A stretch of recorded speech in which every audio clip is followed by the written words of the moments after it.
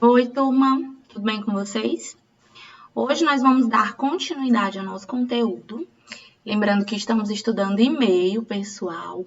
Já vimos o objetivo desse gênero, vimos quem é o seu público-alvo, tivemos o primeiro contato com o conceito do gênero e para que ele serve, e vimos também na etiqueta, estudamos algumas outras redes sociais, né? Onde a gente, além do e-mail, outras formas de se comunicar via internet. E agora a gente vai ver a variação linguística. Só que esse vídeo ele vai ser dividido em duas partes. Primeiramente, nós vamos estudar o internetês, os emojis e emoticons. Nem tudo é variação linguística. A gente vai ver primeiro o conceito de variação linguística, depois vamos ver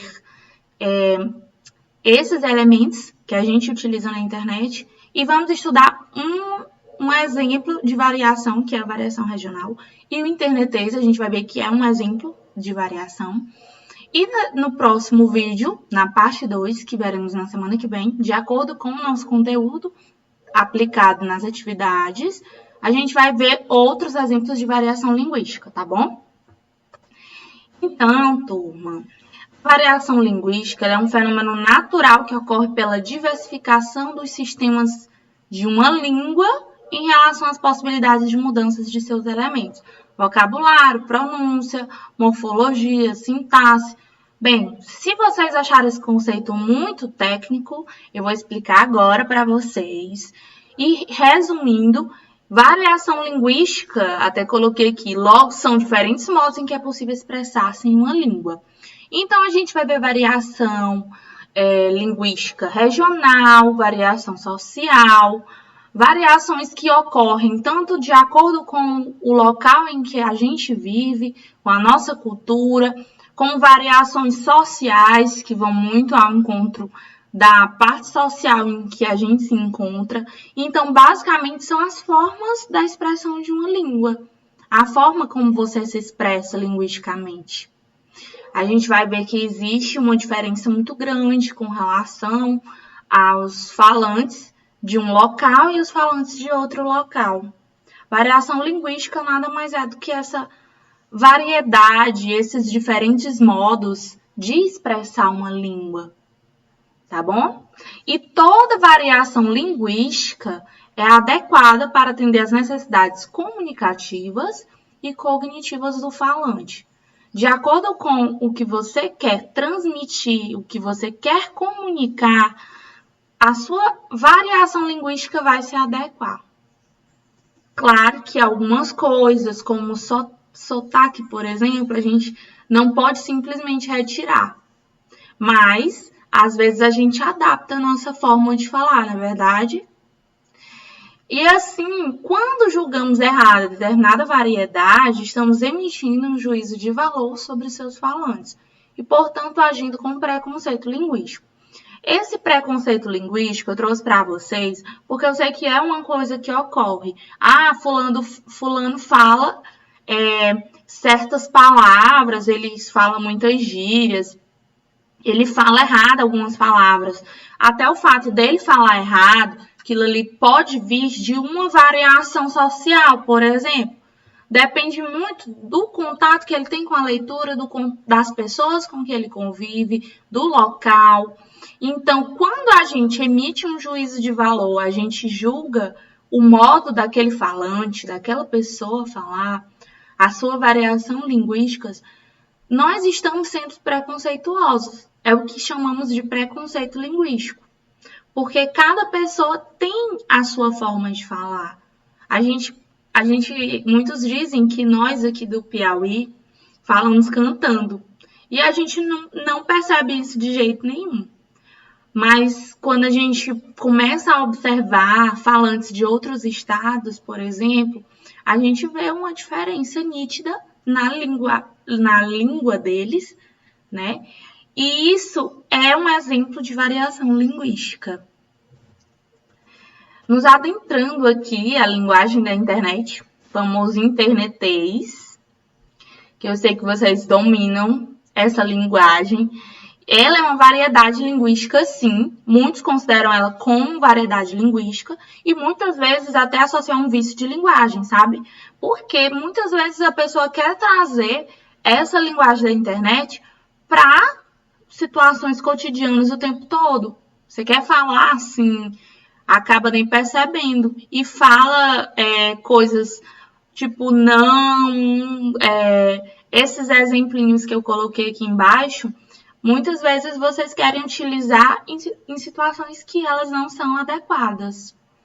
Então, ela é uma variedade linguística que pode ser empregada em blogs, redes sociais e em situações informais de comunicação, como mensagens de celular ou aplicativos. Já estudamos linguagem formal e informal e vimos que a linguagem formal é aquela que utiliza norma culta, que segue as regras da gramática e utilizada em situações comunicativas formais. Mas as informais são as conversas do dia a dia, onde eu tenho uma maior liberdade, utilizo gírias, utilizo termos do dia a dia, não é verdade? E a gente emprega esse internetês em linguagens informais. A questão das abreviações, das palavras escritas de uma forma diferente, tudo isso faz parte do internetês e a gente utiliza dentro desses veículos de comunicação. É um fenômeno recente, não é uma coisa tão nova, gente, até porque as redes sociais, elas não são elas são coisas que estão em constante evolução. Então, hoje em dia, nós temos as redes sociais que são mais utilizadas, como o Facebook, o Instagram, o WhatsApp, mas antigamente nós tínhamos outros exemplos.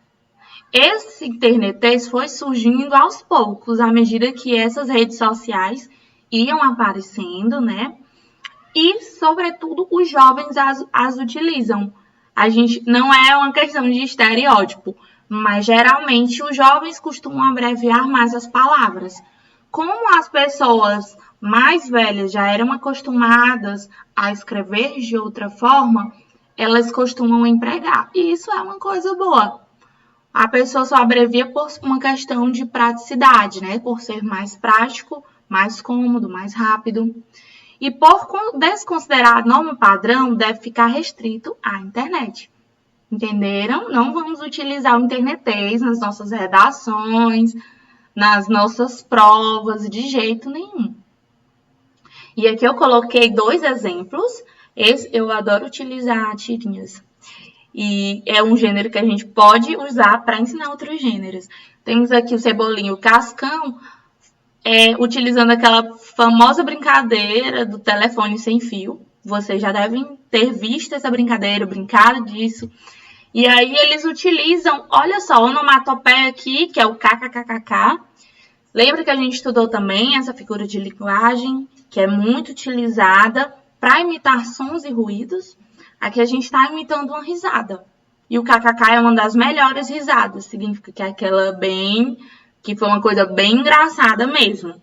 E aí ele diz, não entendi nada. Ele colocou o não maior do que de costume. Às vezes a gente tem isso na internet também. Às vezes a gente aumenta as palavras. Eu vou escrever muito, eu coloco muito. Tudo depende da expressividade que você quer dar à mensagem, né? E colocou entendi do jeito normal, do jeito comum. E o nada ele abreviou com o ND. Aqui significa nada. Não entendi nada. É um exemplozinho, né? Da linguagem do internetês, e eles estão utilizando bem aqui. Não é na internet, gente. Eles simplesmente estão falando. E aqui tem outros exemplos, como, por exemplo, LOL não é muito utilizado. Não é mais, assim, tão utilizado hoje em dia. Antigamente, quando a gente queria dizer O, a gente colocava assim, O.O. Tipo, era um O crescendo de espanto. Olha aqui o MTO, muito. PQ, que é porquê. PF, por favor. Beleza, BLZ. TB, tudo bem. E aqui nós temos também as formas de emoticons utilizados com sinais, né? Nós vamos já ver que eram questões de caracteres, né? VC é um clássico, até hoje é o que é mais utilizado. Esse au, au, a era também uma forma de risada. Nunca entendi por quê, porque eu não acho que combina, sabe? Vocês vão ver agora os emoticons e os emojis, que são totalmente diferentes. Bom, totalmente não, mas vamos considerar o emoji uma evolução do emoticon. Vamos lá. Então, de forma geral, emoticons e emojis são formas de linguagem da internet. Só que são diferentes. Vamos falar primeiro dos emoticons que surgiram primeiro. Então, gente, até estava falando ali antes, tá aqui umas combinações de caracteres que foram utilizadas aqui, ó. Vocês estão vendo aqui? Pois é, antigamente a gente utilizava muito isso em torpedos, quando a gente mandava mensagem, sabe? A gente antigamente mandava mensagem para as pessoas, não tinha WhatsApp, não tinha redes sociais, então a gente utilizava muito dos torpedos. Os emoticons antes eram construídos pela combinação de caracteres do teclado do computador, que nada mais são do que as letrinhas, os sinais, as pontuações que a gente tem aqui no teclado. E atualmente eles são representados por imagens. Facilitou muito. Mas a gente colocava, aí aparecia a imagem, significava alguma coisa. Mas tinha alguns locais em que não tinha isso. Então a pessoa já sabia. O clássico não tá aqui. Na verdade, tá aqui. Esse aqui, onde eu tenho um sorrisinho, ele era um clássico. Era 2 pontos, esse tracinho e colocava a barra. A gente colocava isso e a pessoa já sabia que era uma carinha sorrindo. Outro clássico era esse menor que 3, né?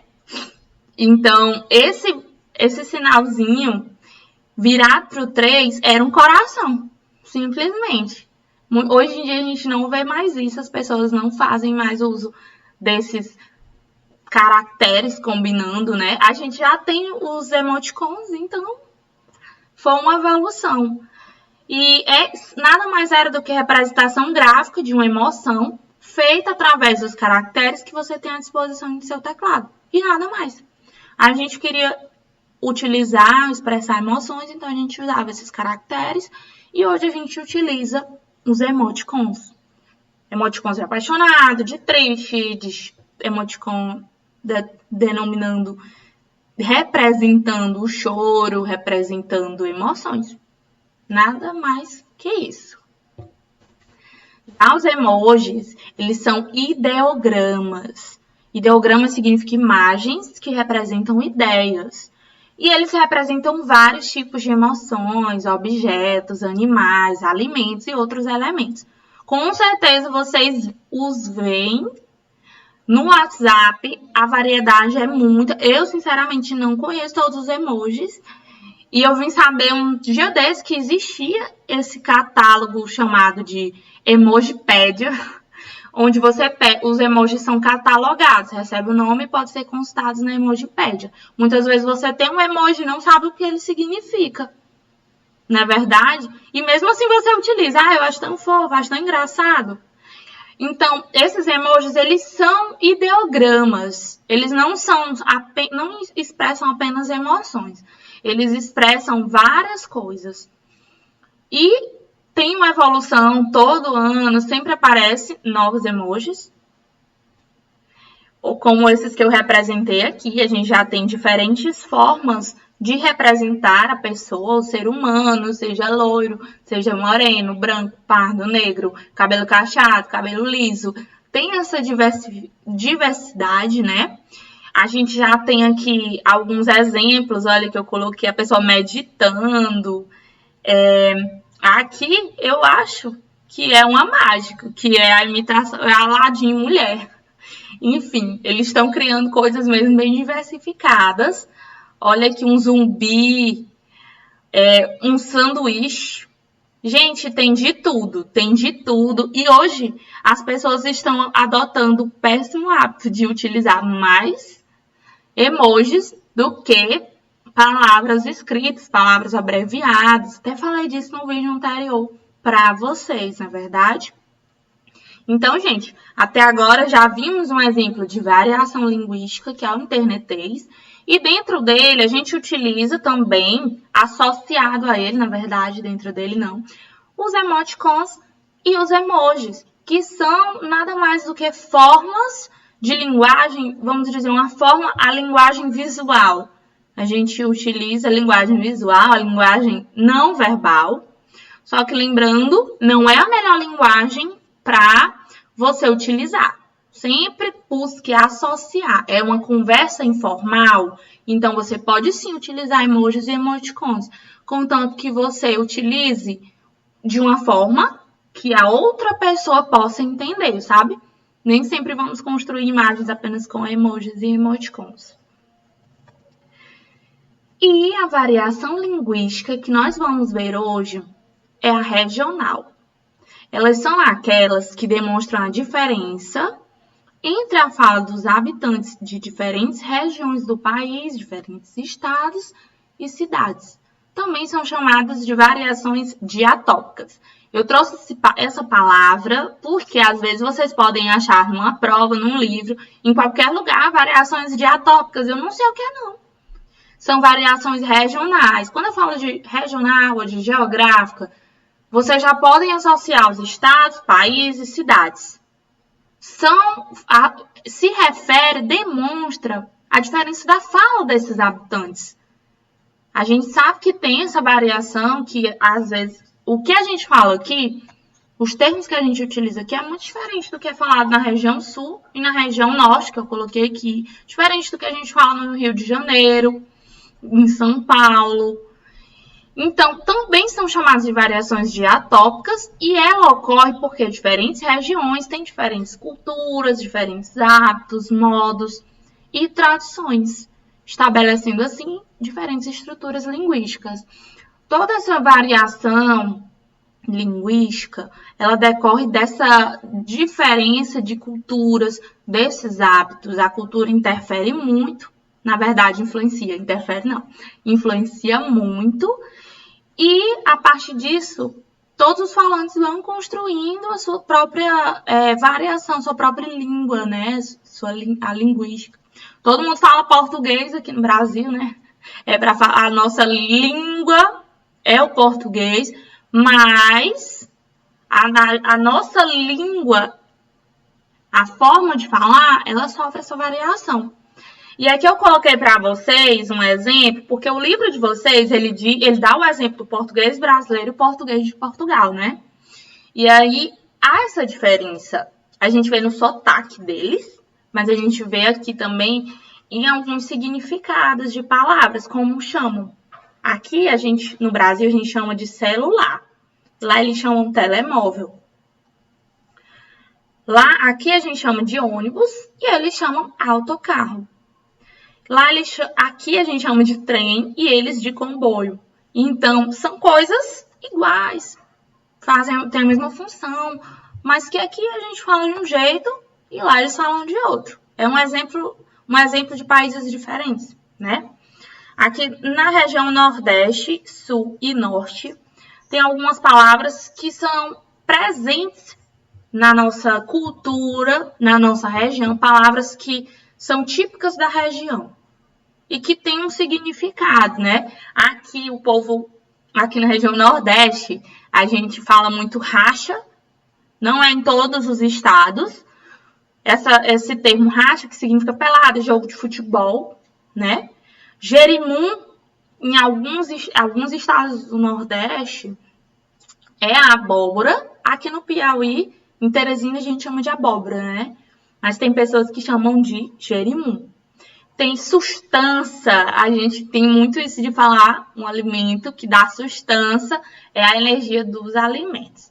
Em alguns outros, eles vão só dizer que são alimentos energéticos, que dá energia, ou outros termos que a gente não conhece, somente se a gente se adentrar na linguística daquela região. Na região sul, olha só, eles chamam de Campo Santo o cemitério. Muito interessante estudar essas variações. Alçar a perna é montar a cavalo. Guacho é um animal que foi criado sem mãe. Olha só. Na região norte, miudinho significa pequeno. Aqui a gente também fala, né? Miúdo, miudinho nem tanto.